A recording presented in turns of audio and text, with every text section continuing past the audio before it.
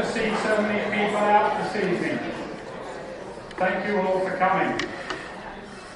My name is Trevor Hancock, and I teach here at UVic in the School of Public Health, and together with Laurel Collins, we are going to be facilitating the session this evening. So without further ado, I'll turn it over to Laurel, who will acknowledge the territory and introduce our host. There'll be a little back and forth because we have to change over this.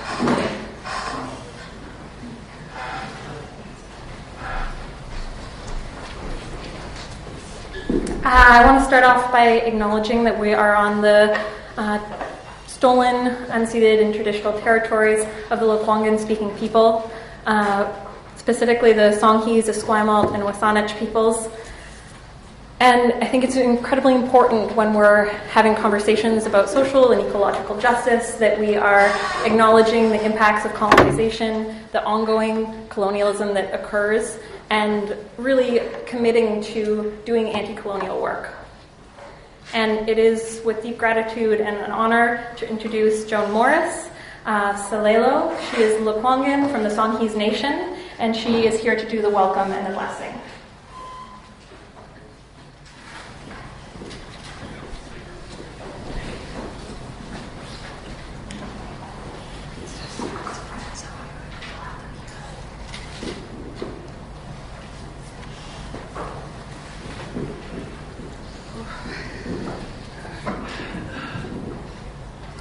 Reach a while.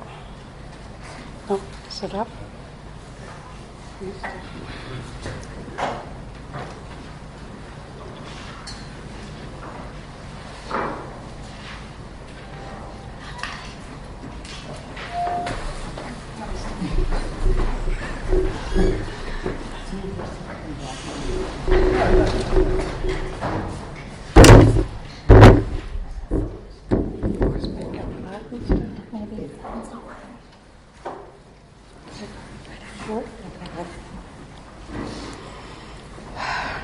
Try again.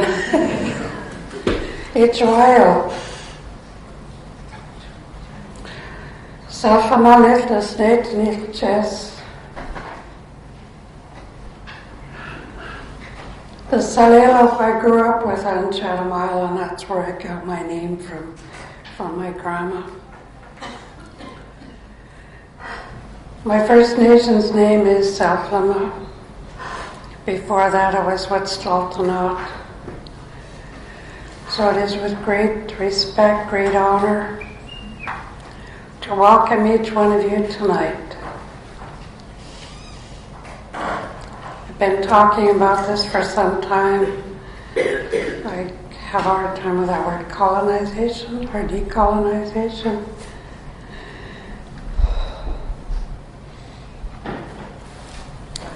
I'm really glad this is being openly discussed now. For how many hundreds of years have our people suffered?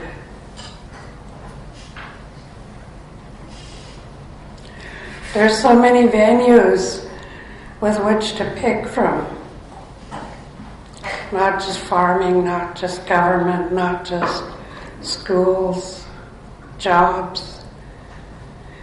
Everybody's talked about the residential schools, like the one I went to was Cooper Island, which is now called Penelchat. But there's a bigger one that was 100 times worse than the residential schools. The one my mom and I and my dad went to was Nanaimo Hospital. The old term, I think, was Malaspina College. It's got a new name now. The Vancouver Island. I used to run a support group for our nation a few years ago. And this one lady, this one elder that was with us, she's gone. Said, Joni, everybody's talking about residential schools, Nobody's addressing about the Indian hospitals. I was only in my early 30s when I started this. That's okay, what do I do? Because people don't want to listen, you know. I'm 73 now, and it's taken this long to get this far. Because I'm telling you, the Indian hospitals were, if you check deeply into the residential schools, they always ran together. Because if they deemed you incorrigible, unteachable, stubborn, whatever these schools labeled you with, they phoned up that Indian hospital and you were sent there. Because the group I worked with, there was 5 women that were sent there. Each doctor was paid $300 a head. They're sterilized men, women, and children. I worked at Eric Martin for a few years, so I had to witness the ECT, which is a shock treatment, which is only supposed to be 4 seconds here. On my people, men, women, and children, it was done for 15 seconds, so it wiped out their memory. I'll be blunt with you, it was put on the privates. Like here on the girls, down below on the boys.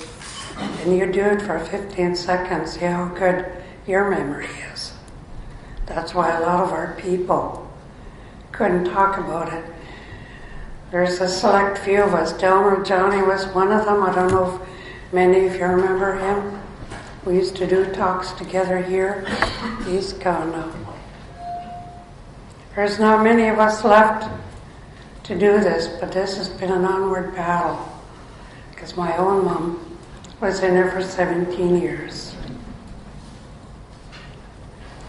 My mom took a lot of pictures there when she was there. And you look at them. Because I worked as a nurse's aide all my life. And you see people with TB, which they label my people as. And you lose weight, you get pretty gaunt, and you look whiter than white. No offense. You know what I mean? But you look whiter than white.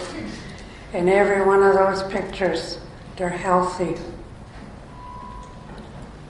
But the main thing to do was to cause mass genocide. The government keeps saying that we're missing thousands. It's BS. I'm very blunt there, forgive me for that, but I always say bullshit.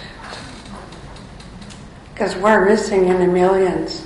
Because the early 1900s, up until 1995, I think was when the last school went down, and IMO itself was shut down in 1965. When I brought the people up there, the few, I had 20 in my group, I'm down to one person. That's my Uncle Sandy.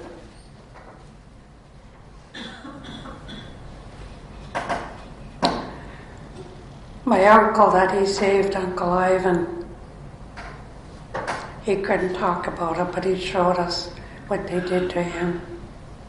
Because they cut him open from here, right around, right to back here. They took out the left lung and 3 of his ribs, which is not the horror of it. These supposed healthcare workers, I'm talking about the doctors, the nurses, the orderlies, the nurses' aides, they couldn't be bothered looking after you. They threw my uncle on a gurney, threw him by the morgue, because they couldn't be bothered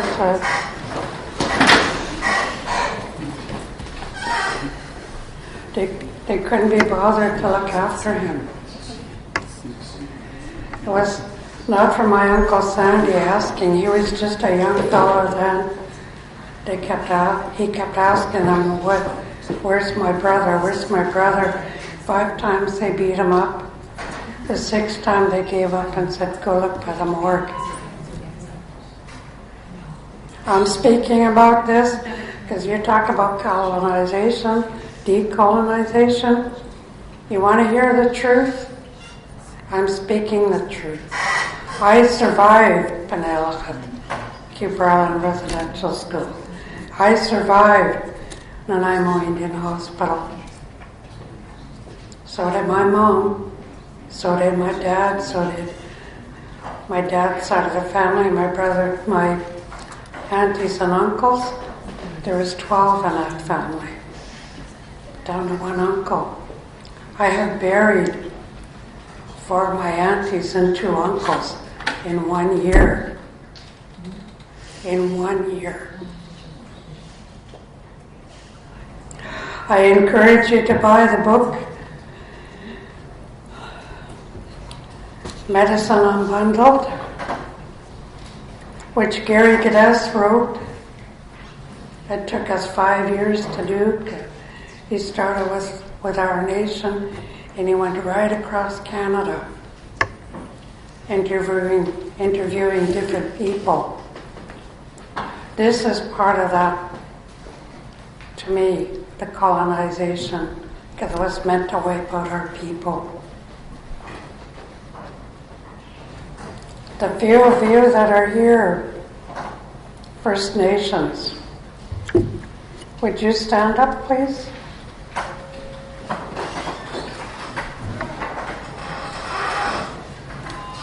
We're still here.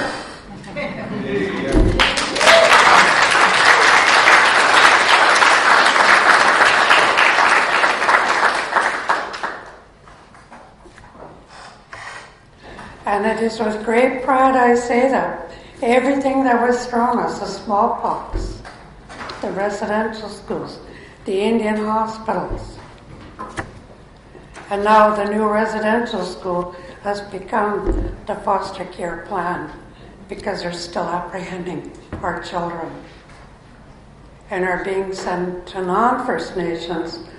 So again, our children are not learning our culture, our language, our ways of life. I encourage each one of you, please, you learn. I know it's a tough subject, tough thing to talk about, but my gosh, look at the few of us that are still here. And I speak very strongly. My dad didn't have a voice. My mom did.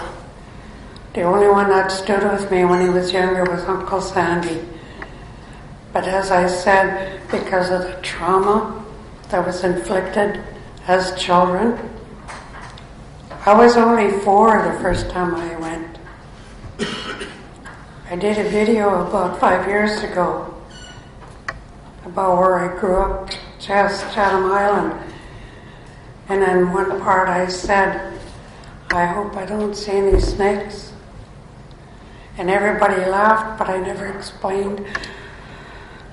I never knew if it was the priest nuns or brothers or one of our own students, because they liked pitting you against each other. They liked you fighting. They didn't want you united. But I'm telling you, during the day when you weren't around and up in a dorm, they'd open up your bed and either put, the little baby snakes or earwigs in there.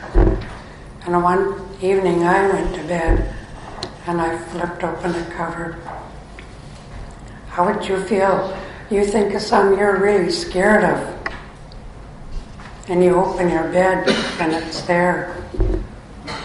They did everything possible to get you under their thumb. If you were a bedwetter, I'm sure you heard this, they grabbed you by the hair and they rubbed your face in it. The very last year I was there was a beautiful young man. Even though it sounds so ironic, he wanted to be a priest. But he was one of the few unfortunate that were buggered by three priests there. And he forgot they always censor your phone call. If you had a visitor, there was always somebody behind that door listening. They censored your mail. They didn't wait. He was graduating in June, and he had phoned home and said, I'm going to tell what they did to me. This is Cubrala, Benelchet. In the morning, they had both boys and girls parade past us. Was in a gym. It was struck up. It was put up in a corner, hung. He was dead. But they had everybody pass him, parade past him and say, if you talk, if any of you talk, that is what's going to happen to you. You think of your children and your grandchildren, your great-grandchildren. You tell me how you'd feel as adults. Now we're little kids. What do you think that did to us? That's why I asked a few that are here to stand up, because we are still here. And by the grace of God, boy, I thank Him for that. And the only thing I ask of each one of you, when you leave this building, when this weekend is over, you pick 5 people you know. 5 people, that's all I'm asking you. You pick 5 people that you know, and you relay what you learned tonight. Because that's got to get out there. When I first started this, the government did everything in her power to shut me up. I said, I'm a survivor of both, and I'm not going to shut up. I was speaking to Darcy Matthews. I said, I don't know where this is coming from, but I've become a speaker. If you knew me 5 years ago, I would not get up here and say anything. I would not, if I hear injustice or hear any wisecracks about those stupid drunken Indians. Look at those lazy, good-for-nothing Indians. Because, gosh, I'm not one of them. Just like every other nation, every other tribe, every other race, you have your good and your bad. Same goes for my people, all First Nations. We have our good and our bad. So you're studying, you want to talk about decolonization? Pray about it. I said that at the Parliament when they put up the 4 big houses. You, my people, stand, because we have a right to hold our heads high because of what took place. Yelmer didn't know the significance of what happened that weekend. I cried because he asked me for one of the Congo people to welcome, and I prayed to welcome. I said, Yelmer, do you know what you're doing? Because I said those 4 big houses, because they were outlawed. The potlatches were outlawed. The languages. I had seen one of the kids I know, that's all I said, H-O-L, how are you? I did not know there was a nun behind the door. At that time they called her Sister Superior. That's the first strapping in my whole life that I ever got, because she grabbed me by my hair, dragged me up to her room, and I got the first strapping in my life, which was law to last till the day I left. And I'm not telling you I don't want pity. I want each one of you to pick 5 people you know and pass this knowledge on, because this is the only way We're going to stand in unity. This is the one time we'll be able to stand together and fight this colonization spirit. It's got to go. Right?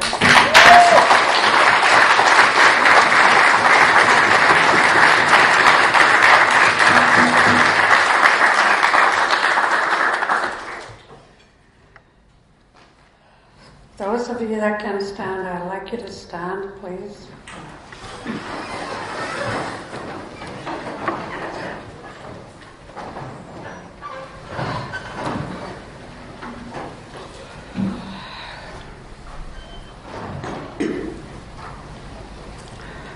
Man, Chayel, Zishushatli, Father, Son, Holy Spirit. Chayel, Jesus of Nazareth, I ask for your blessing upon each and every one here. I ask for your safe traveling mercies as we each go our own way after. I ask for protection upon each and every one to remember to purchase the book, Medicine Unbundled. Because this is one truth that's being buried. This is one truth that needs to get out there.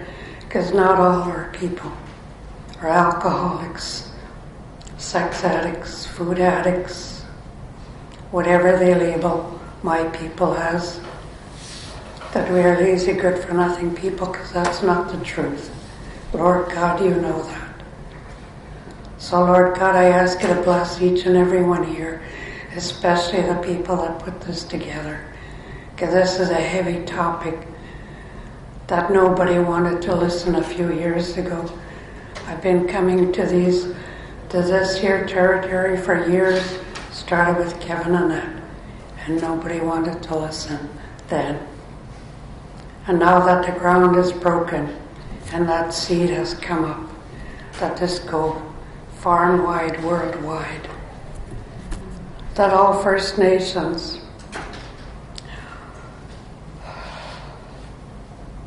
all ethnic groups that have suffered at the hands of white man, that they will be free. Because I want to see people in heaven, not down there. All people, all nations, all tribes, all colors, all creeds and languages. Aitska to see you. Aitska. Thank you.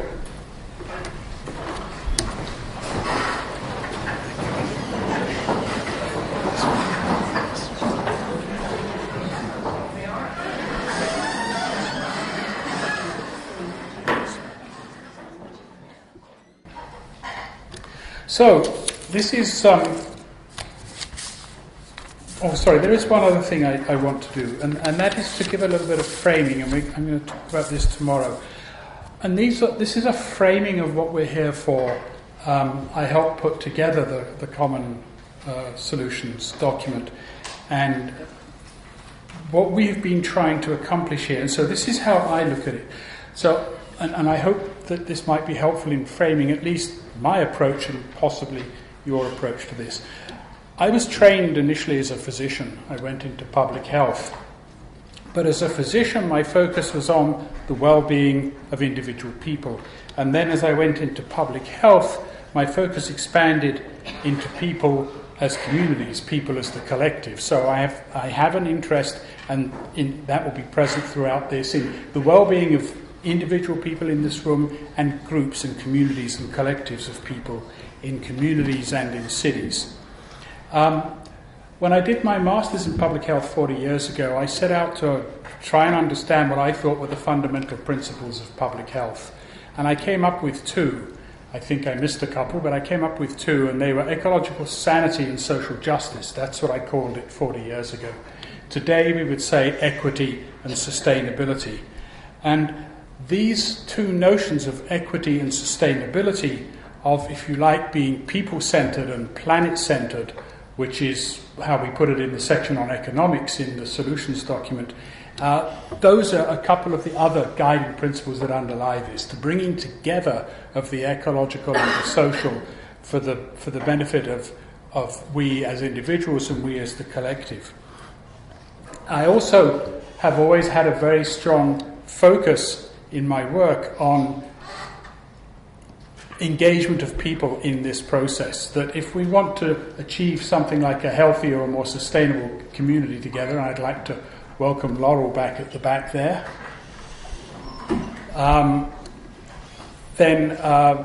then we need to engage people in that. And so another key part of this whole approach is governance and engagement across all sectors, across all groups in the community. How do we engage people in this discussion and in developing a common vision and a common action agenda? And that's really what we're here for. In doing that, we're going to need to find win-win-win situations. So what is it that is good for people, good for the planet, good that is ecologically and socially sustainable, that is ecologically and socially just, and so on. And so looking for ways to do that meet all of those principles together. And ultimately, I think it's about how do we improve the well-being of people and the ecosystems of which we're a part in a way that is socially just. And so that's the framing I bring to this. It may or may not be all or part of your framing, but it's at least a place to start. So with that, what I'd like to go on to is to introduce Paul Cheoketen Wagner. And do you really want to do this, Laurel? Maybe. Okay. I was going to read her notes, but a facilitator's worst nightmare is to be left there with no notes.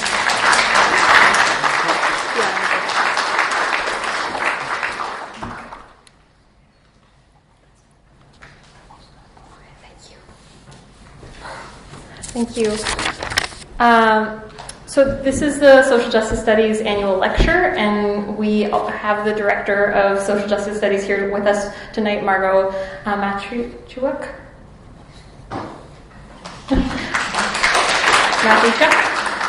And as an instructor in social justice studies, I am so appreciative of being part of a program that is committed to working on community engagement and working towards social and ecological justice. And in an academic institution that is often siloed and sometimes disengaged from community, it's amazing the work that the social justice program does. And really the Common Vision, Common Action conference wouldn't have been possible in the way that it's occurred without their support. So thank you very much, Margot.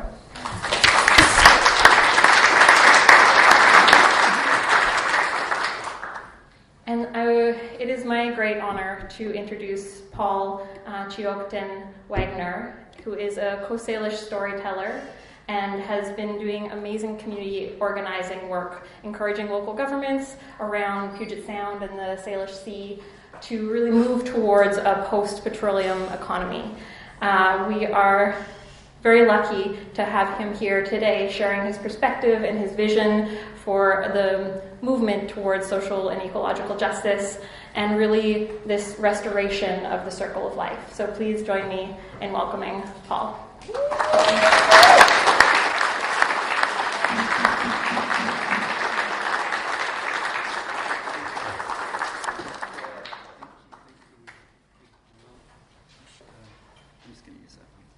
Do I need to put that one on?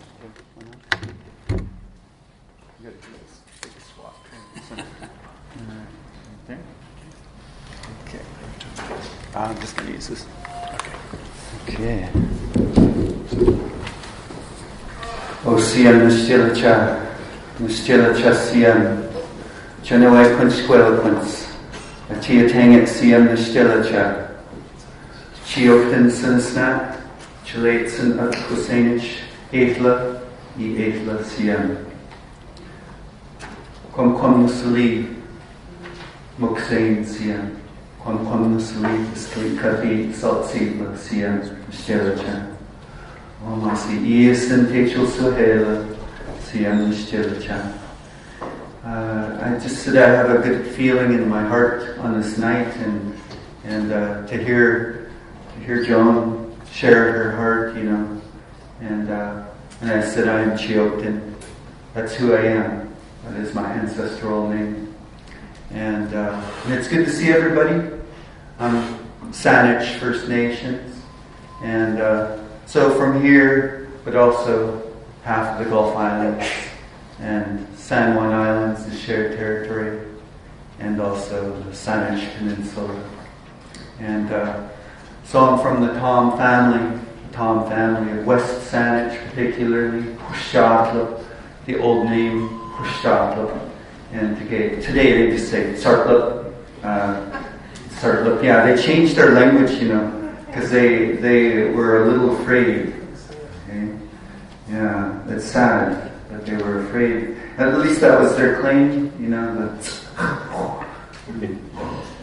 the sound of blowing out a candle. Can you make that sound?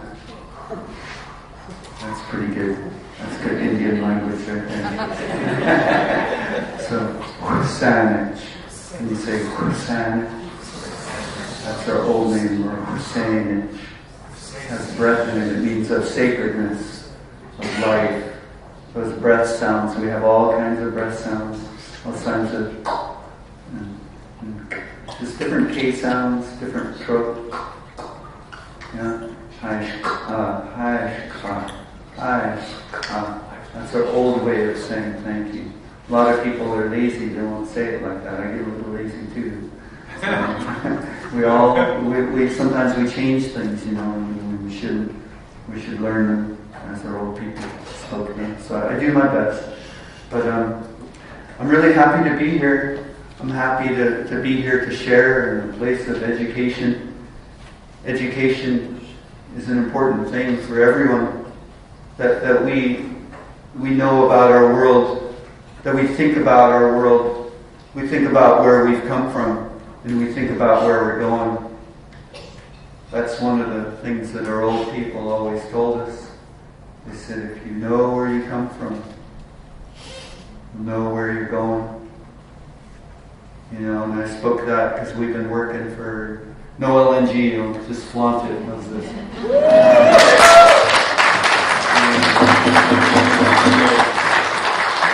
You can't have, it's such a nice sound, it just rolls off your tongue, LNG.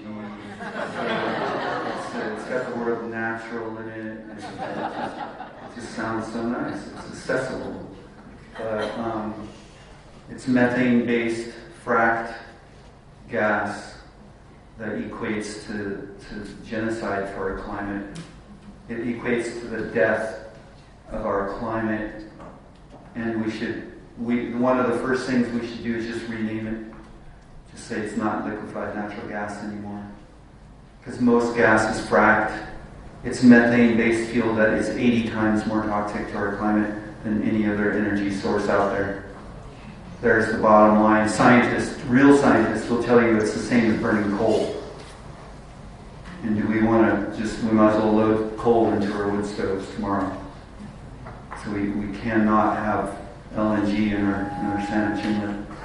We cannot have LNG in our Saanich Inlet. We need to work hard, come together around this. I pray that we have the strength to do it. I pray that each and every one of you has the strength to open your mouth and to share what you know about liquefied natural gas, fracked, methane-based fossil fuel. So I'm a little passionate about that. And I think we should be. I love this place. I love our teachings. I love our elders. If this is feedback, we could turn it down a little. I can just speak a little closer into it. And I love this land and water and all the life here. And we were instructed to do that. We were instructed. Sacred instructions were given to our peoples, all First Peoples, to love this place as you would love your own child. To protect it as you would protect your own child. I ask each and every one of you here, can you bring forth that much love in your being for the people around you? Can you find it in yourself to do that? Because those are our instructions to do exactly that. And I ask you to adopt that kind of love, that kind of strength, that kind of absolute understanding of who we are as human beings. Because we were given those sacred instructions that told us. All nations have their different ways that they receive them. And I know one of the ways that's inside Slahal. It's a sacred gambling game that replaced all the war, all of the destruction in the time of the animal people. When disrespects began to be paid, and they began to flourish as each disrespect was planted upon the land, and a darkness grew. And before long, war had broke out, and a great darkness had spread across the land in the time of the animal people long ago, when the humans were just small and very insignificant and in their beginnings. And the world eventually crashed. This is a prophecy story. The world crashed. Everything fell. The animal people of that time, they didn't know if they would even wake in the night. They worried. They could not rest well because they did not know if they would even make it through the night. It was a highly stressful time for the people because war had broke out everywhere. There was revenge, there was anger, there was hate, everything flourished. All of the disrespects had been planted, and the world erupted into war. And eventually everything fell to bone and ash. And they got tired. They got very tired. They remembered there were a few that remembered the time when respects were paid. I'm doing an extremely abbreviated version of the story. And they sought those people out. And they listened to their stories. And now they really longed for those days when there was true peace on the land, where there was no want in the hearts of any person. And they really wanted that day now. And they sought those people out who remembered those stories. And they listened deeply to those stories. And now, with those stories on their heart, they really longed for that time when all the respects were paid and everything was in balance and there was no want in the hearts of people. And they went upon the mountain and they called on Tzitzeltziam and Cheos, the Creator, and proclaimed that they could not live this way any longer. They could not even rest at night. They could not do this. They were tired. And the Spirit came, did show up, but reprimanded the people and spoke to them. Why do you ask for more when everything had been placed on the land and the water, that there would be no want in the hearts of anybody? Why do you ask for more? Several reprimands that way. But finally agreed to help the people, instructed them to go collect the bones of their ancestors because that's all that was left at that time. Mostly all that was left, bone and ash. And so they did. They went down in the valleys and they collected the bones of their ancestors and brought it back to the Spirit. And the Spirit showed them, said, "This what I will show you will replace all of the disrespect you placed upon the land. It will replace all of the war that you placed here." And showed them the game of Slahal, our sacred gambling game. And it is not just a game, but it is very sacred. For the Spirit put 2 markings on 2 bones of the feminine and said, these 2 bones here with the 2 markings represents the female. The female is of the highest order. The sacred feminine, the life bringer, is of the highest order. The man is down here. The sacred feminine is up here. When it comes to guiding societies into long-lasting peace and harmony. peace with all life. Matriarchs make sure that nothing is destroyed around them. Never send children out to die in a worthless war. Never. And so those two markings, so these are the ones that will be used most importantly. Others are just for going back and forth, 10 on each side for trade. And one to kick the game off, and immediately all the animals lined up on one side and the humans were left alone on the other side. And those animal people got that kick stick and they would point at the humans and they'd hit them and they'd have to give up one of the sticks because they could see right where that sacred feminine was. They had power, song, spurs, fangs. Humans were defenseless. They had nothing. Humans had nothing at that time. So they gave up sticks and gave up sticks. When they got down to just a few sticks, the animal people would point to a group of humans and say, this group of humans here, they'll be our food until the end of time. And they would point and take another stick. Another group of animals would point to another group of humans and say, these humans here, they'll be our food till the end of time. And they'd point and humans would lose another stick. And then humans got down to their last stick. They had one stick left in the sacred game. And they called upon the Spirit.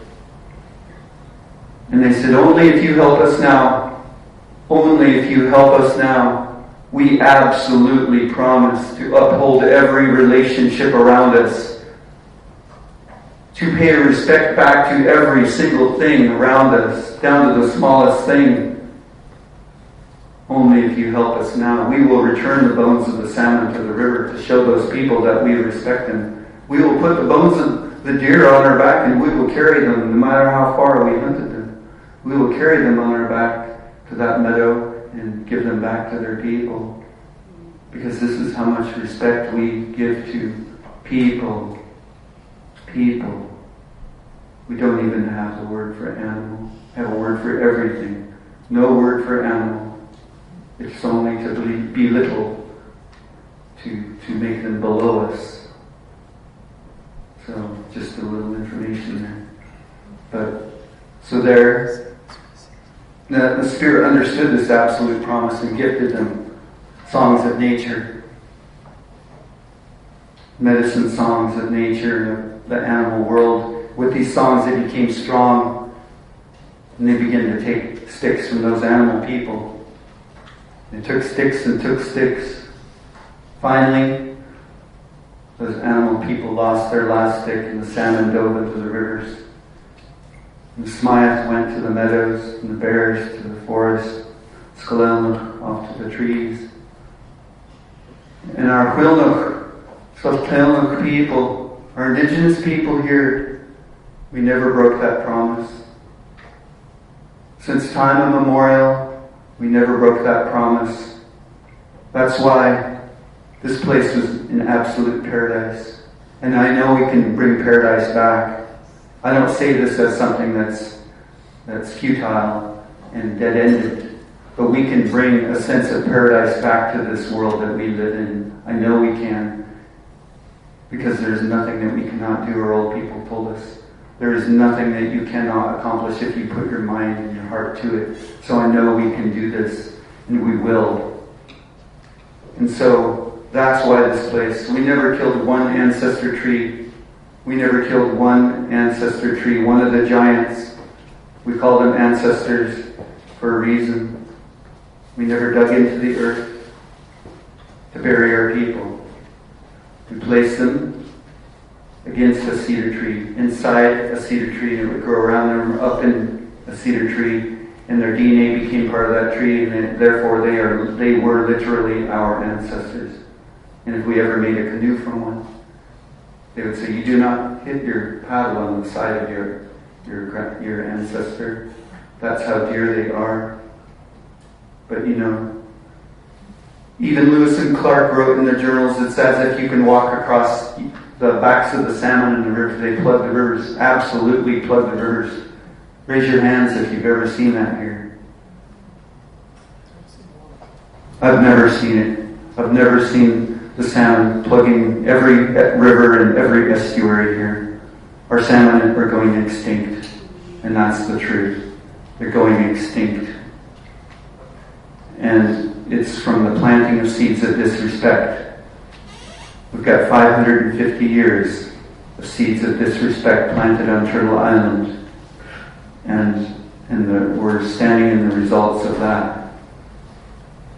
And we've got 550 years of the lack of matriarchs, because they destroyed our infrastructures of matriarchal guidance. They barely held on, I would say. But within the colonial world, they squelched that long ago back in Europe. And the matriarchs are what guide us into life. So you women out there, can all the women raise their hands? Please. Raise them up high, be proud. You are powerful. You can save this world, because you have a gift that the men do not carry. You bring life into this world, and that gives you a place and guidance of caring for life that is above the men in our understanding. And I believe it. I don't believe that's just a bunch of words, but I know our old people understood that deeply. So I pray that each and every one of you women can step into that matriarchal knowing and not be... In this world, women almost have to try to be men to be heard. But eventually it's going to be where your voice is of life. You'll stand for life. I know this is going to happen again, because that's how we got to paradise. We got to paradise with ancient teachings and understandings of the circle of life and the sacredness of life and the guidance of matriarchs, the life bringers. So I pray that each and every one of you women finds a way to step into that, finds a way to bring that out, so that we can have harmony and balance on earth once again. That's my prayer for right now. Because I know that it's all possible. It's all doable. All the things that we once had, we can have some of that come back. We can have some of that come back only if we decide that that is something of value. Do we value a sustainable world? Do we value leadership that is able to care for life? I'll tell you I do, because I don't see it in the colonial world. I don't see governmental leadership that values life, not like our people did. It's day and night difference, and we need to return to that form of love and strength and togetherness, because it's going to take all of us to do this. OCM, thanks for listening to that story.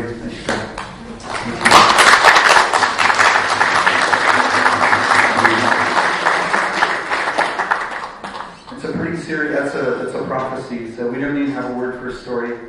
It's to belittle something. Our word is swiem, and that means it's an understanding, it's a history, it's an absolute knowing. And that particular swiem is a prophecy. In the time of darkness that moved over the land, I hate to tell you, it's now that darkness has creeped over the land. And we decide if we let the world go to bone and ash. We decide if we let the world go all the way to bone and ash. We decide it. No one else will. These governments and these corporations, their agenda has been genocide since day one. Genocide for life, genocide for the wellness of the land. I know in my heart that all of the destruction that happened here in our Salish Sea was not just greed. It was not just greed. but it was a desire to absolutely dominate, just like they did to the Lakota people by destroying their buffalo. So right now they're working on our buffalo. That's our salmon. They're working on it right this minute. They're working on it right now. Because to dominate people, absolutely you have to dominate. You have to absolutely dominate, and that's their agenda. It's been their agenda since day one, and we cannot have that. We cannot have that in this world. So I want to talk a little bit about some teachings that my mom has brought out, and my mom is I feel very blessed to have a few elders a good number of elders that brought beautiful understandings to my heart and have shared them with so many people. They've shared it with so many people. I remember Taksha Blue, Lake Vi Hilbert. She worked her whole life to save the Lushootseed language over in the Puget Sound area. And she was so dear, she was so beautiful. And she never used a walker, never used a cane. And we'd always, I remember I went to this one festival. It was a very kind of New Age festival a long time ago. And she just rolled up in a car, and I was like, oh my God, it's my auntie. I was just so shocked. And so I helped her out, and we brought her up on the stage. And when it came time to speak, we just, helped her. And she had no cane, no walker. And so she stood up in front of the people, and she said, I'm a bossy old woman. And she was about 94 then. And she says, and I have 7 lovers. First thing she told everybody. And so everyone just loves her from that. But she'd always give people homework, and she always told a Lady Louse story and handed out homework to people. And my mom's got all these beautiful stories of nature and animals, and she's a marvelous storyteller, amazing storyteller. And so I really love these elders, And that last story I told, a very serious story of Slahal. I want you to know that's Bruce Miller, that's Subier, Bruce Miller of Skokomish. So you can look it up, you can find it, or you can buy it on a CD if you like. But that story means so much to me, and because it has allowed me to understand the promises that we did make.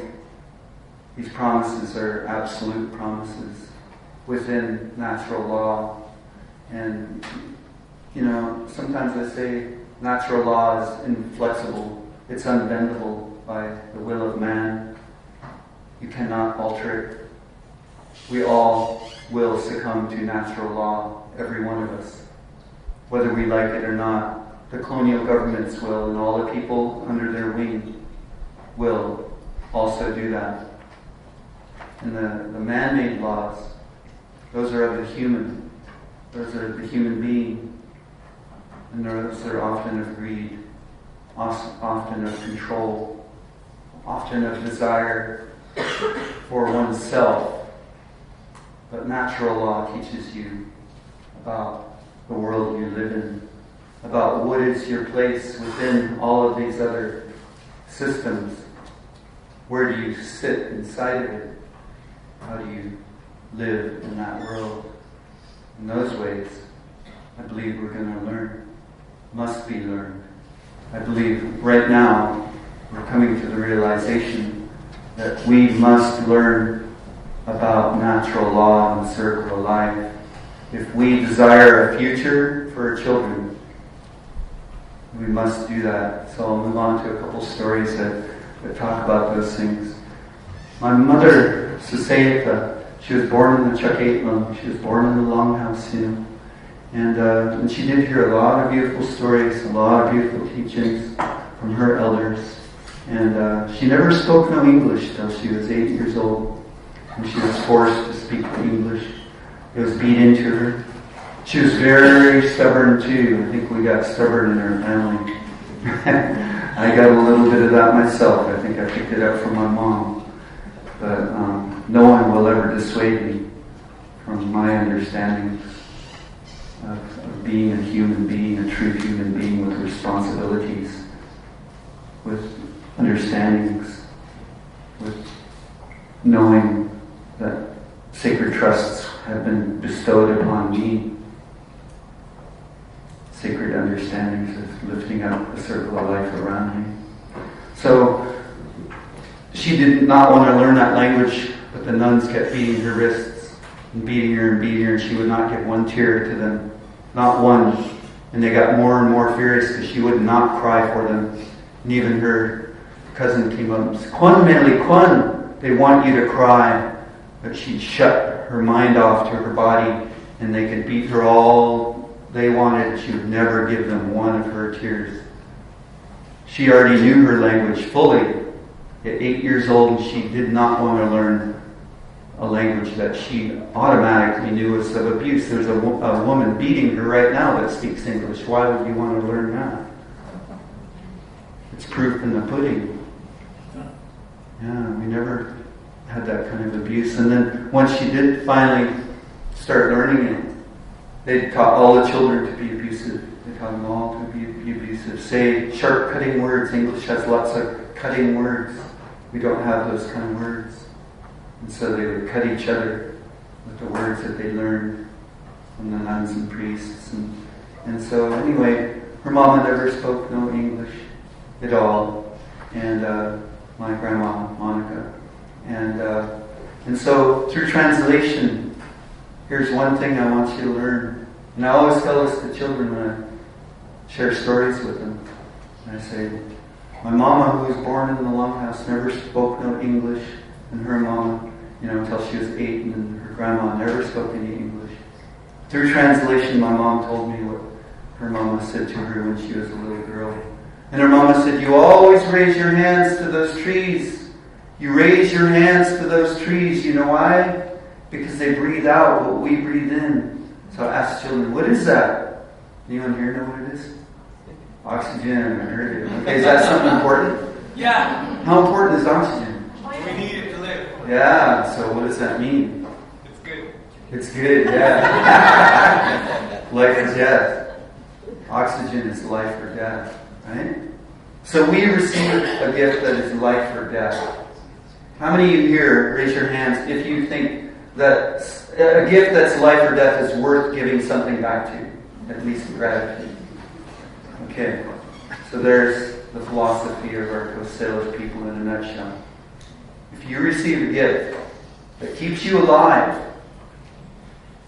we should be able to give something back to that gift. That way we have a relationship, a good relationship with the things that keep us alive.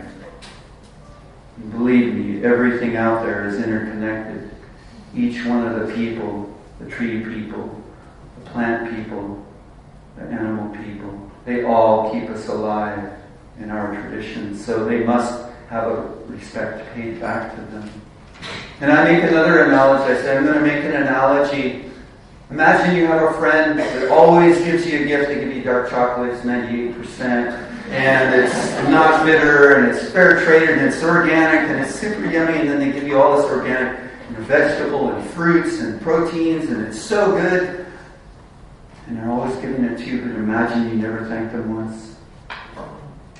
Imagine you never thanked them once. How long do you think that friend will continue to give you those gifts? Not very long, right? That's the first answer I usually get, not very long. Well, right now we have extinct species of salmon. We have the humpback whales were extincted in the Salish Sea in 12 months. Do you think it was because of respect that they just went away? Do you think they were thanked so much that they just left? They were highly disrespected. To extinct the species is outside of our conceptual idea. When Sitting Bull realized that the United States government wanted to annihilate his people, it took him a long time to even conceptualize the idea of annihilation. Because within Indigenous understandings, you do not annihilate one thing, not even one family of medicine plants. One group of medicine plants, you do not annihilate even that one family. When my mama went out medicine hunting with her mom, they said, okay, we're going to get up early, we're going to pick some plants. And my grandma was a midwife, and she was the herbalist for the village, brought children into the world. And so that she had a patient that something wrong with them, she didn't know how to heal them, so she said, we're going out to collect. And so that morning my mom said there was no wind, absolutely still. And my grandma spoke to all the plants were together. Said, oh, Siam, I asked that you would show yourself. I have a patient that I don't know what to do with. And I would only take part of your family to help my family, Siam. I asked that you would show yourself, but I honor your family. I would only take part of your family. And with no wind, there was a group of plants in front of them that started clacking their leaves together. They danced for my grandma. And my mom says she could actually hear the leaves clacking and no other plants moved. And so she only took part of that family. She held her promise. Even one group of plants is a family, and you never ever take all of them. You'll disrespect that family and they will never give to you again. That's what we're witnessing in the world. We're witnessing that lack of respect and the respect not coming back. Because my mama, also in translation, her mama said to her, if you respect nature, nature will respect you back. Sounds so simple, doesn't it? But the opposite is true too. If you disrespect nature, nature will disrespect you back. And right now, from hundreds of years of disrespect on Turtle Island, nature is gearing up for the greatest disrespect that mankind has ever seen.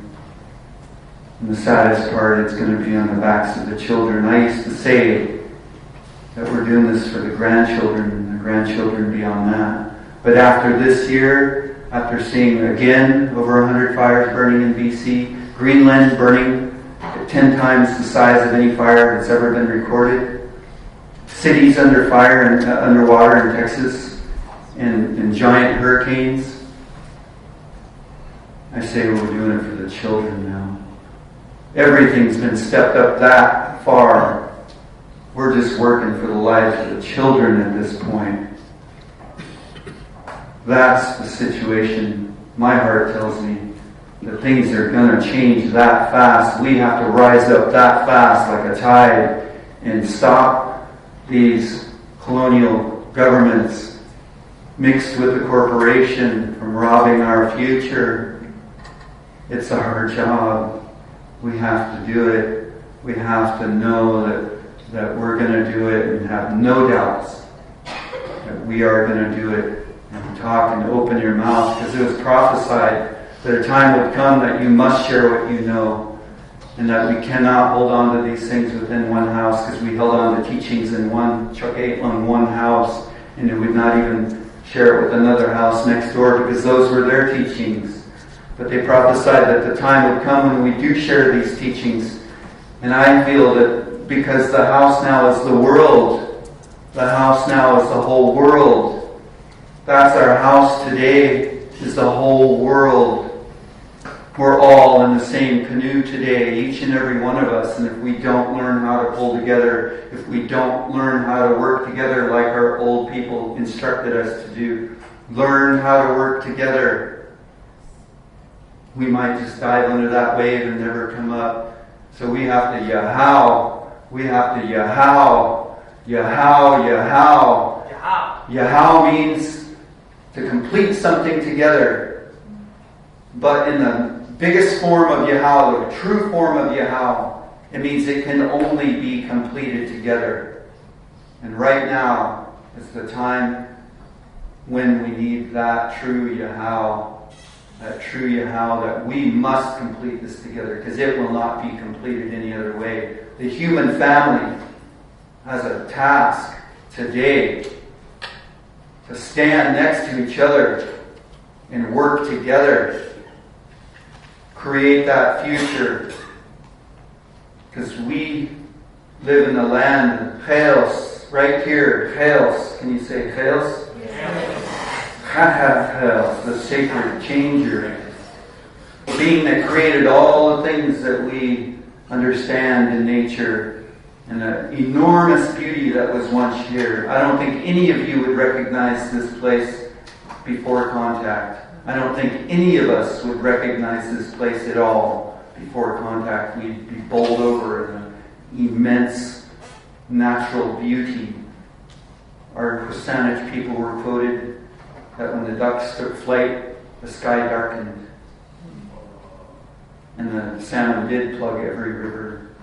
And this place was the most abundant place in the world for food. In the world.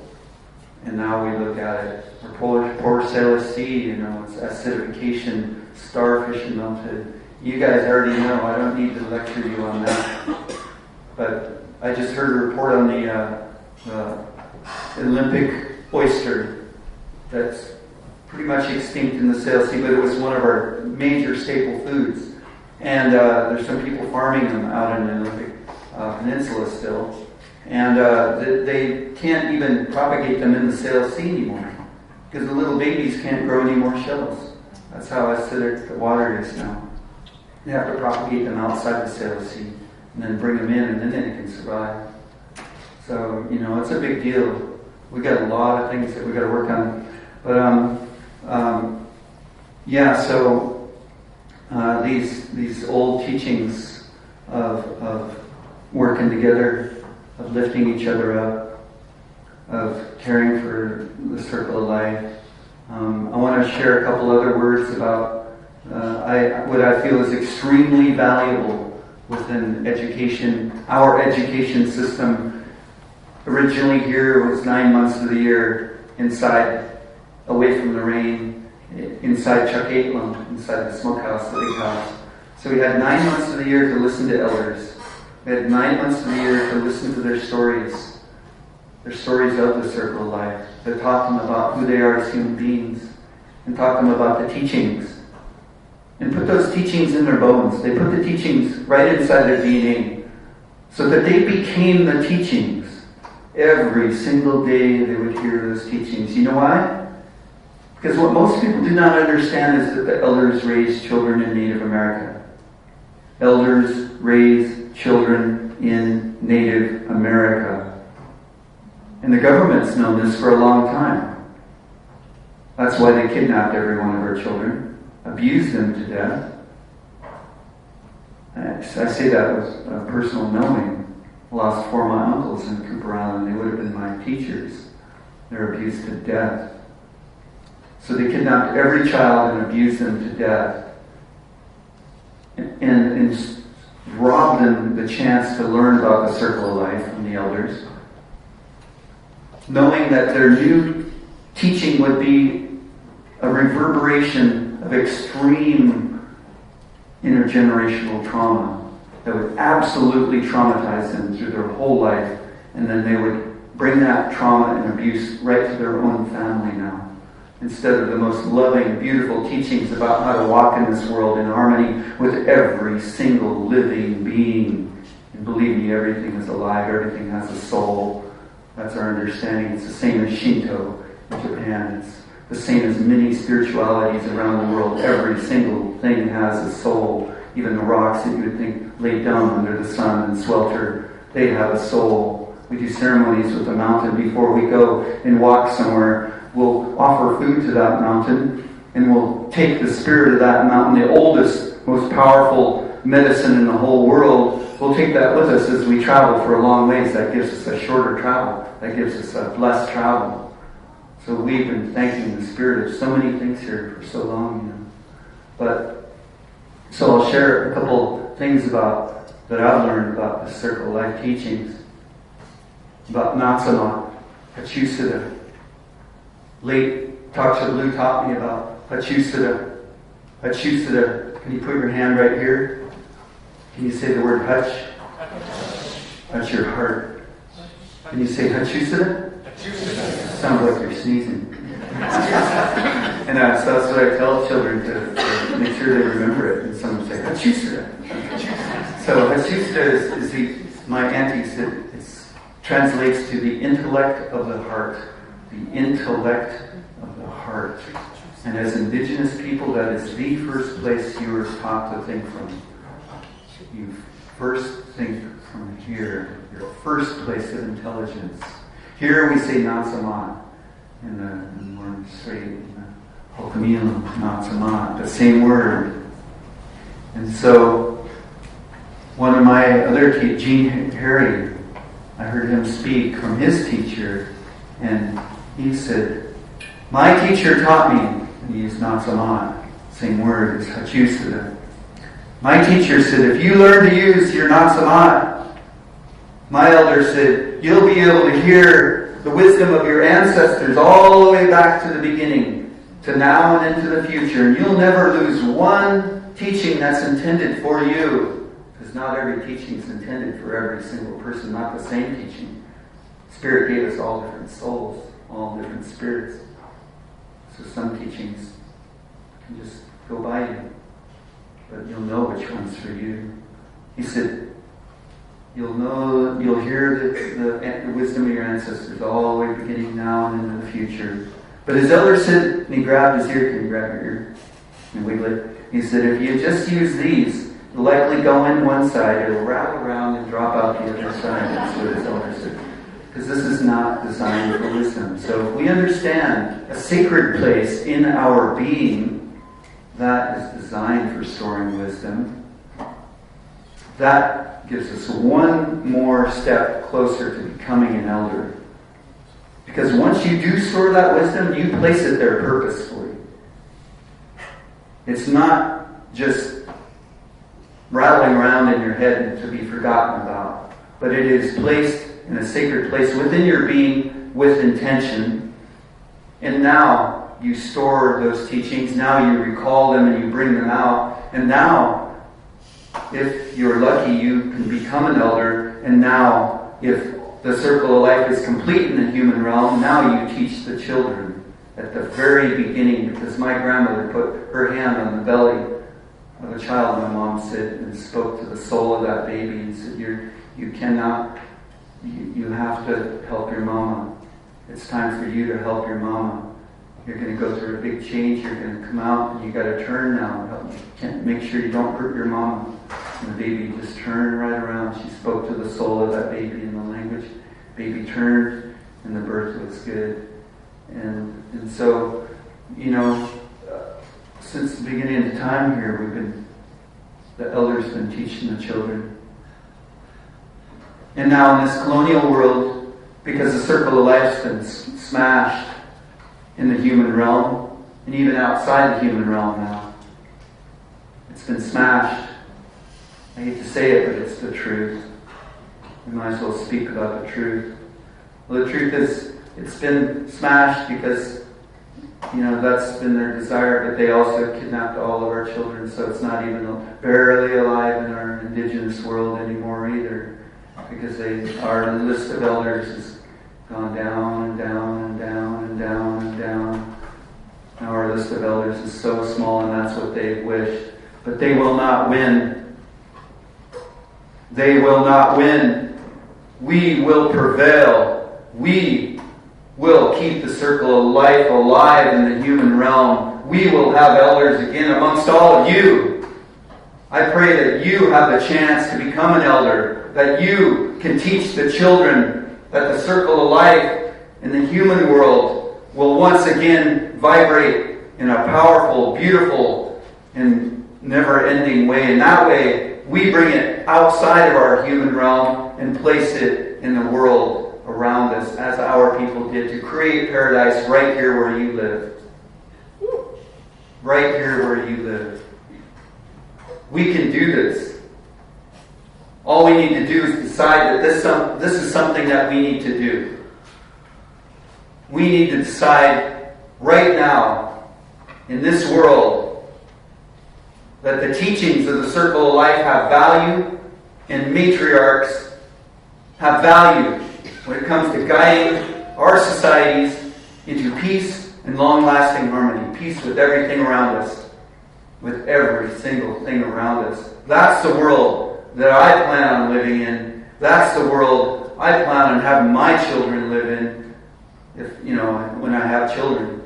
Maybe I'm just scared of having children. I don't know. but that's the world I want to see, and that's the world we're going to see. Because the Circle of Life teachings, I hate to say it, don't live in the colonial world. I went to the best paid education system in America, in Redmond, Washington, where Bill Gates put his little empire, Microsoft.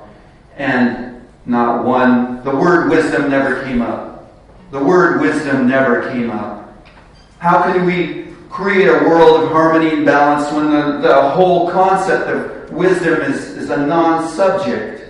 We had 9 months of the year to listen to elders with deep teachings of wisdom brought to the hearts of children before they were born, and matriarchs guiding our societies into wellness, into a future. Does anyone think that has value in this world? Raise your hands if you think that has value. Because I do not see that in the colonial. I don't see that in the education of the colonial world. We're just left to our own means to stumble around and hopefully, by some grace of spirit, stumble into some teachings. And that's insanity. That's how we got here, my family. That's how we got to this place where we're standing at the edge of the cliff, looking at the end of wellness for our children and their children beyond that, in a climate that's ready to collapse. That's how we got here. In my heart of hearts, that's what I see in this world. That's what I've witnessed. What we do not have, and we must have it. We must have it as soon as possible. And I don't care where these teachings come from for these children, but I want to see deep teachings brought to children's hearts in this country, in the United States. And I want to see the matriarchs rise up and bring us into peace and harmony. Those are the things that I want to see, because I know that's how we got to paradise. I absolutely know it. Every fiber of my being tells me so. And those teachings of my elders are real, and they're profound, and they brought us to paradise. They brought us to paradise where nothing around us was disrespected. Nothing. And we can do this. We can do it. But we need to work together to do it. And we have to stand up for these kind of ideas.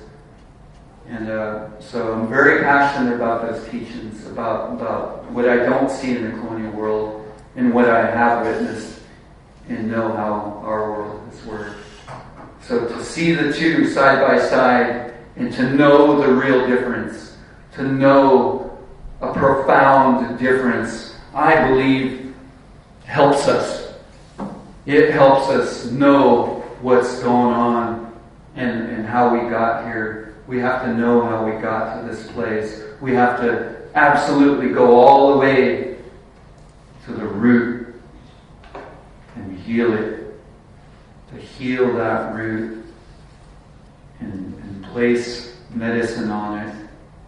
Put love into it, put a prayer into it, put your being into it, put your strength into it, put your mouth into it, put your spirit into it, and make the change happen. Make it happen. Because I know a lot of people here doing a lot of good work, but there's no way, no matter how hard you work, we can't possibly create this change alone. We have to inspire other people to rise up now, because I feel now is the time. And each and every one of you is here for a reason. Each and every one of you has been placed in this room for a reason, has been placed upon our Cheoketen, our sacred mother, at this time, this very time in history, for a reason. Because we do not have mistakes, we do not have coincidences in our understandings. We absolutely do not. That means that each and every one of you has come to this place at this time to do something. And I pray that all the people that have come to this world at this time can realize that they have some good work to do to create change. Because as I was saying, Chaos, the changer, we're all children of the changer, is what our elders have told us. So the changer walked the land and created all those things in this world around us in the natural world. It created you and I, created everything. But in these understandings of our people, Chaos, the sacred being, the creator, witnessed things that were causing harm to other beings. Witness those things and change them. That's why Chaos translates to the changer. Chaos would take some red earth and sprinkle it on a person that was doing some harm, and it would begin to change them. I'll share a Smai story. This is a Smai story real quick. We'll use the word Dokuibath. Same Chaos and Dokuibath. Chaos is here, Dokuibath, same name, same being. The creator, but in Lashitsi, where I'm living currently. There was an old lady. She was walking and she came upon a man. The man was there sharpening these sticks. He was getting them all sharp and he had a fire going. These spears. And there, the old lady was curious and said, "Oh, what is all this? Oh my gosh, what are you doing there?" And the man said, "Well, I'm sharpening up these sticks, you know. I don't want to be changed. I don't want Dokuibath to change me." And so the old lady said, "Oh, those look pretty sharp. Can I take a look at one of those?" And she's the old lady. So the man's like, yeah, check it out. And so the old lady took the spear and pierced that man right in the leg. Immediately the man felt funny. He felt very strange. His nose was all tingly and his ears felt weird. And there, the old lady took out some red earth and sprinkled it on that man. And now his ears really started feeling funny and they were getting big. His eyes were getting bigger and bigger and his nose got long. And he found himself moving closer to Mother Earth. He no longer had fingers. That man became deer.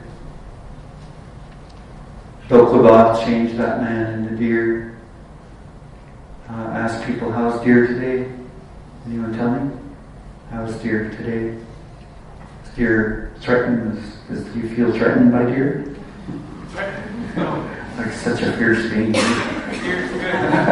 Except you don't obey. Right? So yeah. Well, I've seen deer be fierce. So deer is very kind. You look in deer's eye. My grandpa said it's the hardest thing he ever did was shoot a deer. But he prayed in the morning that that deer would offer itself to him, as our ancient teachings say. That only when that being offers itself to you, you take its life, because you know it answered your prayer, speaking directly to its soul. But he said it was still the hardest thing that he'd ever done. So Dokuibath changed that man into deer, and now deer is the guardian of the meadows, is very kind. So we are all children of the changer, is what one of my teachers told me. So make change. Make change. That's what she says. Because Dokuibath gave us that same ability, that same responsibility to witness things that are not right. Liquefied natural gas, 1 million barrels of tar sands oil coming to our shores per day. These toxic Franken fish farms, Atlantic salmon fish farms, those things need to change now. And so I pray that you accept some of these understandings, that you were given these strengths and these responsibilities Because this is where you live, my family. This is where you live. You live in the land of chaos. In Dokwiba, the changer. So let's make some change. Let's do it. Let's do it with that kind of strength, with that kind of understanding, with that kind of richness, with that knowing that we must. We're put here for that reason. That's what we know. We know this is our truth. And I pray that some part of your being can accept some of these understandings. Because to be human, to become a human, my teacher said it takes a long time to learn how to become a human being. It takes a long time to learn how to become a human being. We had 9 months of the year inside the Longhouse to listen to beautiful teachings of the Circle of Life. And then outside of there, when we went to gather in nature, they said, well, now is our education time. You go out there and you educate yourself about all the medicine plants. So that's the Circle of Life teaching right there too. Get all those teachings from nature. Nature's healing. So I thank you for listening. I thank you for listening to these stories and these ways of our people, and to consider them. To consider them as a place where you live. Because I believe everybody should know something about where they live. That way they're not lost. I don't want to see people I know, I love, around me be lost like Columbus. Because he was lost. He never even made it here. So, he never even made it here. It's just kind of a crazy thing that he's even a subject. The guy never even made it. Where he did make it, he was lost. So he was a mass murderer. So why do you want to celebrate that? It's crazy. So, but we are, doing things about that. We have many cities. I don't know what you guys. Do you guys have Indigenous people stay here, like in Victoria? Yes. You do? Awesome. Good job. What's your question? I don't understand. Oh, yeah. Oh, we already answered it. Yeah, we do have Indigenous people stay here. Yeah, that's good. I know I'm so lost in my Seattle world that sometimes I don't know as much as I should here. But yeah, so that's really good. That's what we need to do, celebrate Indigenousness, because we're all Indigenous to Mother Earth. Every single one of us. We've all got beautiful ancestors, each and every one of us. If you go far enough back, those ancestors understood Mother Earth. And they worked with her balances, and they worked with her medicine, and they created harmony and peace around them, and they took care of the future generations. But now, through extreme oppressions and extreme genocidal violence, that kind of connection has been annihilated throughout Turtle Island, Canada, United States. And it's our job to rebirth those Indigenous roots within ourselves. Because even to be Indigenous from this place, they took so much from us. We've been colonized. We've been assimilated. A lot of our people don't carry the teachings anymore. And that's the saddest thing in the world to me. Because that was brought on with an enormous pounding of our people. But I pray that we can all learn to be Indigenous, to have the heart of an Indigenous person, to have the action of an Indigenous person, to have the future of an Indigenous person. Because colonialism, as it stands today, has no future. Colonialism, as it stands today, has no future for its children. And that's the truth. That's what my heart of hearts tells me, that if we continue upon these insane ideologies, these same heart, mind actions, that there just isn't going to be a future for them. So to learn about being Indigenous, learn about who you are. You are Indigenous to Mother Earth. Embrace it. Grab that little root and give it some water. give it some nutrients, love it, learn about it, reach out, and no matter where you learn it from, that's good, as long as the people who you learn it from are saying, yes, we offer this. And our people are offering a lot right here. I'd say that we are offering a lot of understandings, a lot of teachings about this world that we live in and about how we achieve paradise. So, I thank each and every one of you for listening. I thank each and every one of you for the strength that the Creator gave you and that good spirit that you have and that love for life and that knowing that we will succeed together in Yahau. Can you guys do a Yahau for me? Yeah. Okay, let's do it. We'll do 4 Yahau. So you remember what Yahau means, right? You guys got it? You guys got it? Work together to complete something together. In the true Yahau form, it says it can only be completed together. And that's the kind of Yahau we need today. We need a togetherness. The human family must come together today. Stand next to each other. Let go of the divisions and say, for today, for right now, we're going to heal this place. We're going to build a bridge to the future, and we're going to do it together. Because I see sometimes people squabble amongst each other, and they say, no, I won't work with them. They've offended me. I take that personally. Well, to take something very personally, if it's not something huge like genocide, now's not the time. Right? We got to work together. We got to save this place, man. I know we can do it. My family. You are my family. I'm related to each and every one of you. And I know it's true. One of our elders got up in front of the people and he said, I know you are my brothers and sisters. You are my brothers and sisters. You know how I know this? He said, if you cut yourself, do you not bleed red? Raise your hands if you guys bleed red. I said, well, if some other color comes out, maybe you're not my relative. And then I say, well, maybe you didn't see any Star Trek or anything. Other sci-fi movies. But anyway, so, yeah, I just want to share, before we do that, I want to share one last teaching that and then maybe a 30-second story, because I shared this teaching. I went to 1,000 Buddha farms in Montana, and my niece said, hey, let's go. So I'm like, yeah, let's check it out. And the first year, they never invited the Salish people. They made a mistake. Well, they learned a lesson.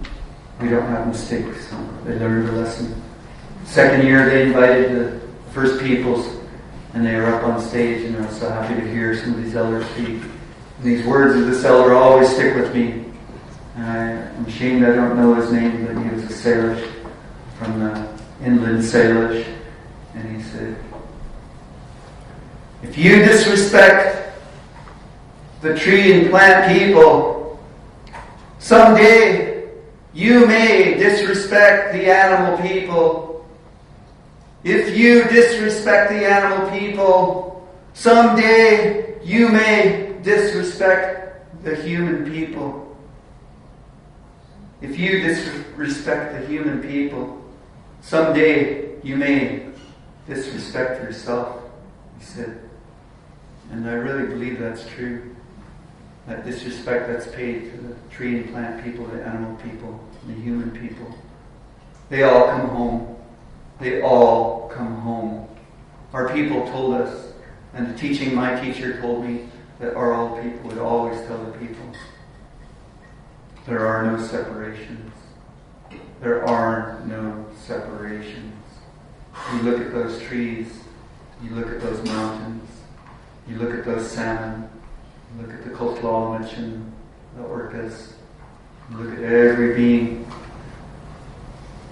We are them. If you don't think you're part of Mother Earth, if you don't think you're connected to Mother Earth, I ask you to do a vision quest. I ask you, don't drink no water, don't drink no food for 4 days. If you really feel bold, do it for 7 days. Every fiber of your being will be scratching back at your mother to get to some water. Every fiber of your being will be working hard to get back to her, proving to you that you are not separate from your mother. We do not last long if we separate ourselves from her. That's how we know we are part of her. That's one of the strongest ways we can know that. So this story, I'll share this story with you. See on the Cheoketen. It's just a real short story it's called The People's Story. And it's taught me respect. It's taught me I'm no greater than anyone. It's taught me about our people. And it's just a really short story because Lake Takshablu by Wilbert from the Upper Skagit. Her name was Takshablu. And I've spoken with her 3 or 4 times now. But she is such a strong, beautiful woman. And she said inside of me, even a short little story with only a few lines can carry a great weight. Carry a great weight. And I'll leave it up to you to decide what that means. So if you're listening to the story, can you say habu? Can I hear you say habu? It means you're listening, you haven't fallen asleep yet. And keep going, it says. Keep going. Encouragement. So it's a minimal part of the story. A lot of our stories, you become all the things in the story. But in this one, that's the minimal thing we'll do. Long ago, lay a tula way over there. Long ago, the mountains thought they were people. Long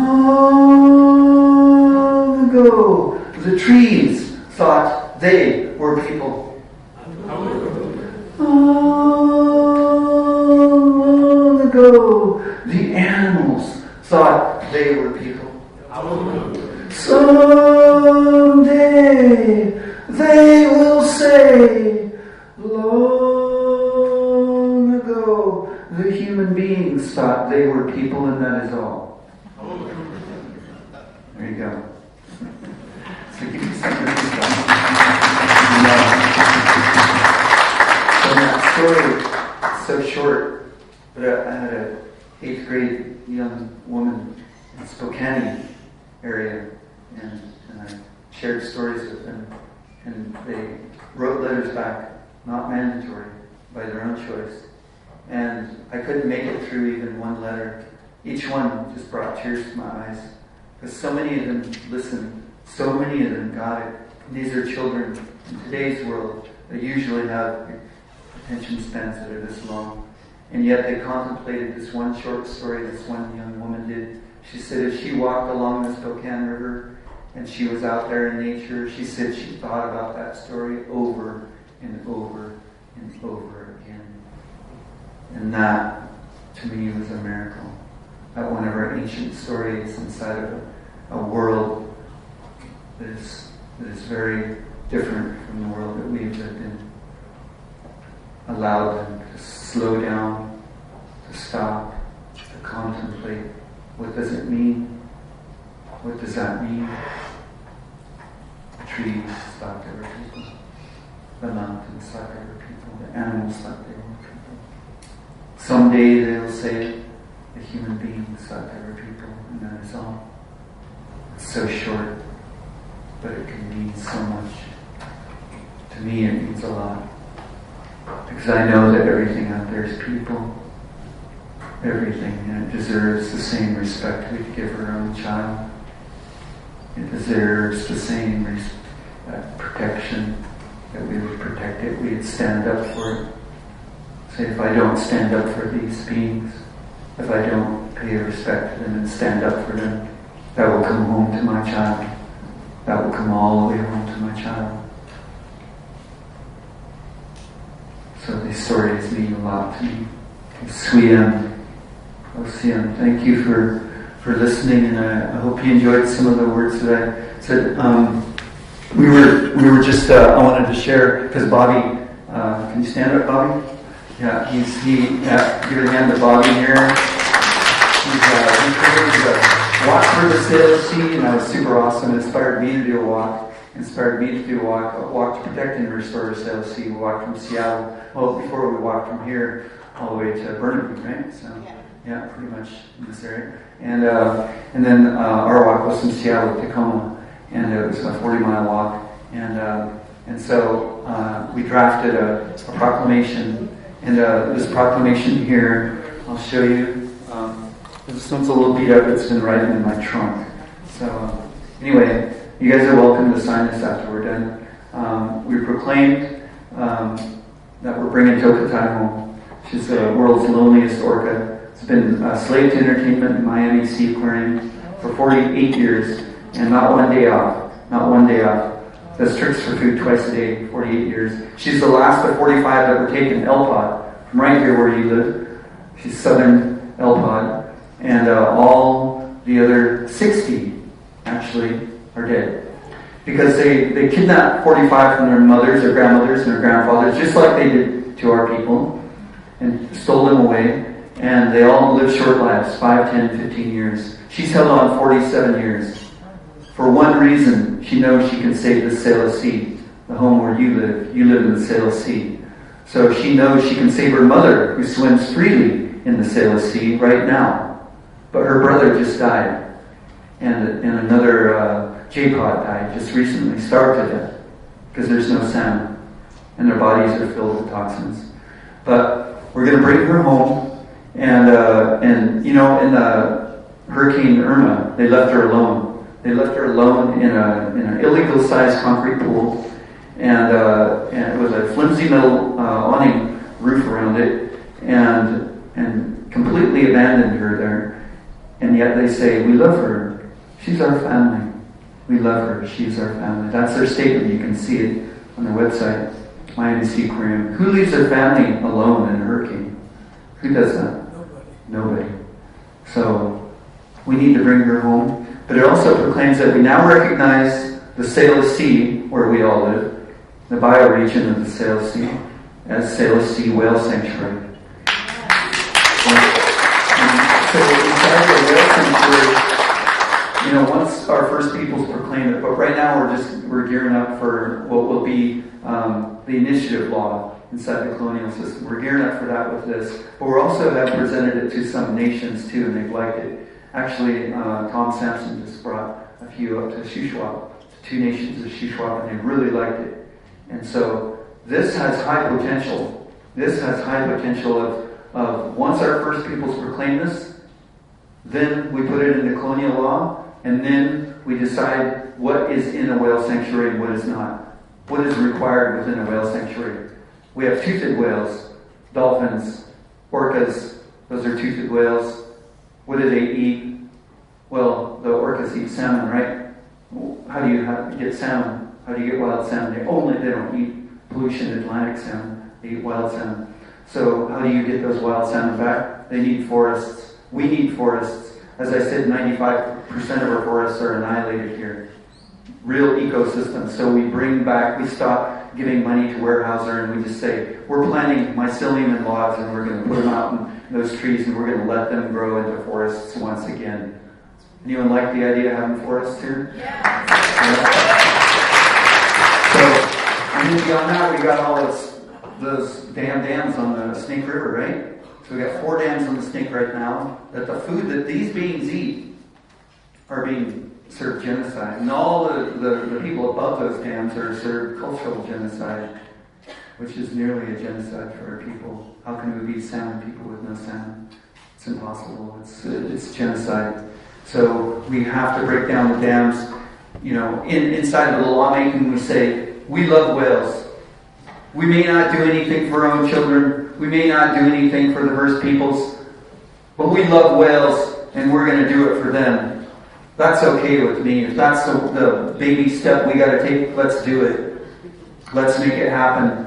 No matter what it is that you love, if we can change this place and turn it into something beautiful, let's do it. And people love whales. They do. They absolutely do. And so we can say, okay, now we need forests. Now we break down the dams. Now we got salmon. We get rid of those Franken Atlantic salmon farms all up inside the those nations. How do you say it? Muskogeans, yeah, all those nations up there, and those gauntlets along Vancouver Island, and we got to get rid of those things, and we even have them in the Sales Sea right here too. Yeah, I mean, you guys know we have that huge pollution still, so, and they're planning on putting more in. So we can kick those guys out and say that's it. Inside of a whale sanctuary, you cannot bring genocide to salmon, and we can get that. You get everybody on the same page, and then you have something. And I believe that with this kind of passion for the whales, that we can do it. And so we drafted this. We had several hundred people sign in. We've had hundreds of people sign in since. And you're welcome to sign this and be part of this. So, because there's people working on this side of the border too. Actually, the whale sanctuary concept. But the whole Sales Sea needs to become that whale sanctuary, though. And we'll have that together. Osiam Nishtilacha, Haishka, I raise my hands to you and keep up the good work. Stay strong and speak your heart. Don't be afraid to speak your heart. Don't be afraid to open your mouth, because that's another prophecy for people. They said the time will come when you open your mouth and you share what you know, because everything will depend on it. Everything will depend on what you know and how you share it. So share it with love, share it with a prayer, share it with peace, but love is not weak. Love is the most powerful thing in the universe. Love is not a wilting flower. Love is Mama Bear with 10 massive claws that would shred anything that wants to harm its cubs. That's love. That's the kind of love we need right now. We got to stand up and speak with that kind of love and that kind of strength. So share your heart. That's right. Yahal. Oh, we forgot about the Yahal. Okay, so we're going to end on some Yahals, and then we'll take a couple of quick questions. Let's do 4 Yahals so that we know that we absolutely have to work together and complete this together. You guys ready? Okay, 4 good Yahals. Yahal! Yahal! Yahal! Yahal! Aishka Siam. I love each and every one of you. Keep up the good work. Stay strong. Open your mouth. Share what you have learned. And if you have to preface it with something, if you're afraid that they may squabble back at you, just say, I share this because it lives on my heart. I share this because it lives on my heart, and I do not say it to offend you, to hurt you in any way. And you can walk away if you like. But I share it because I have a responsibility to share it, because it lives right here. And so thank you. Thank each and every one of you. I'll see you.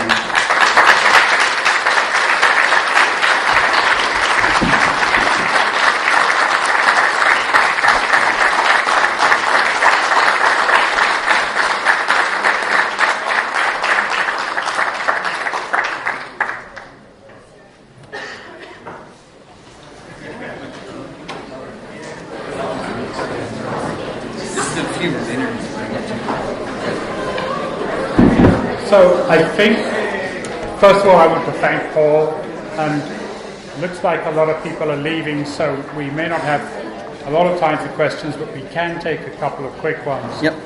But so let's just do that very quickly. We'll take one from each microphone. There are microphones here, and that'll be it. Yep. If you guys have any questions, let me know.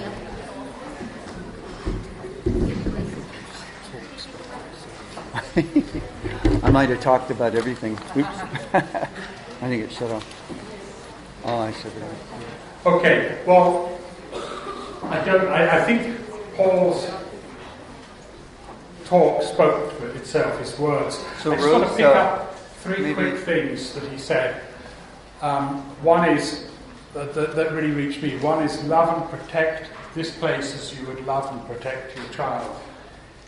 Paul, you talked about words of wisdom, and nobody talks about words of wisdom. You brought us much wisdom tonight, and I thank you for that. And finally, you said, do we see leadership that values life? We see it in you, and I think we see it in this room, and I think you've given us our charge for tomorrow. So thank you very much. Nice job. Nice job. I want to just sing you guys out with a song. Here, invite Rose Henry to come up, and we'll share a song with you, share a little You know, there's people outside. Can Bobby make an announcement? I'll let you do it, Bobby. I would love to. Today we went and occupied John Horgan's office. Of course, the office was locked. We are calling on the Horgan government to take immediate action to honor the fish farm occupations in the Nangis and the Mushkabak territories, and to take concrete action with timelines to get those fish farms off the water once and for all. The battle has continued for 30 years. The window of opportunity is here, and the First Nations are counting on this government to make an honorable implementation of UNDRIP, and to take those off the waters and do whatever is possible to get the feds to the table to make that happen. And tonight, Sastuqualis Umbis, who is a grandmother from Yalis, is camping and is prepared to stay at John Horgan's office until action is taken. So anyone who lives out in the Langford area, please go, bring food, bring blankets, bring your love, and spend some time with Sastuqualis because she's there alone tonight. Thank you.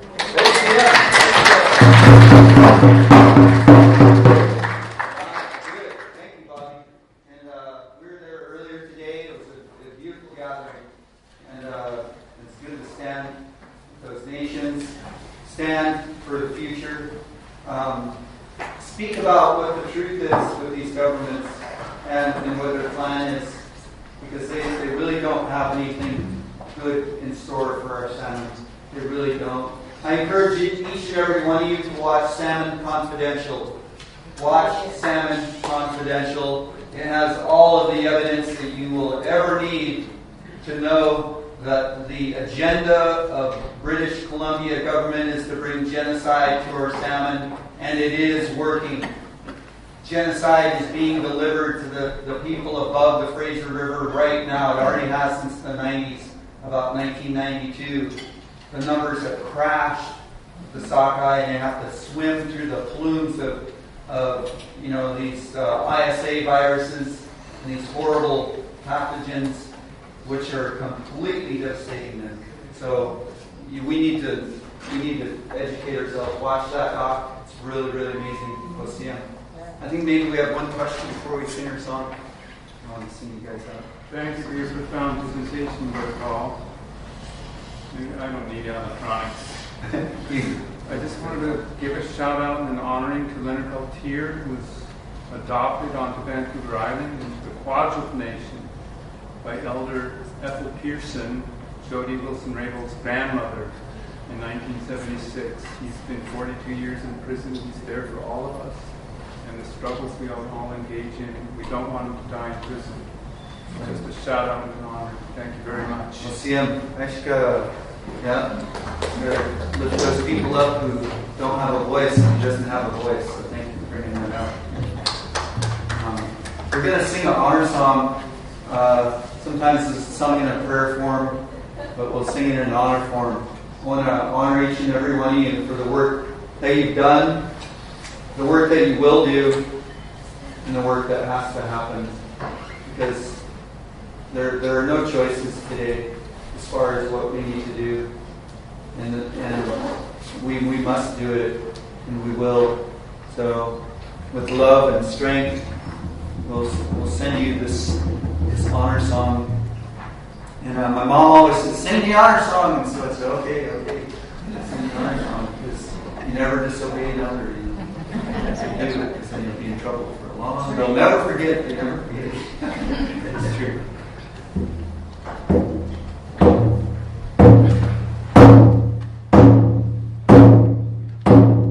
Oh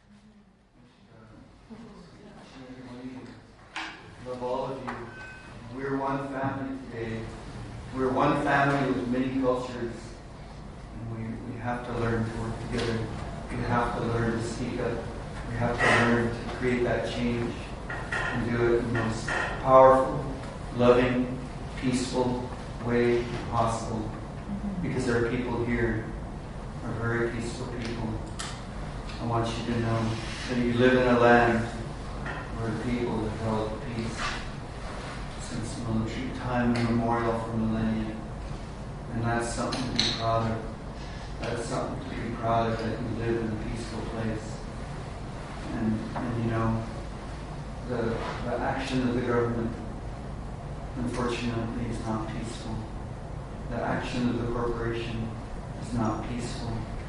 If we desire peace, if we value peace, if we wish to see peace for our grandchildren and children beyond that, we're going to have to teach about the ways of peace and understanding and respect and acknowledgement.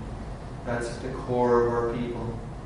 My teacher told me, respect and acknowledgement. I'll leave you with that.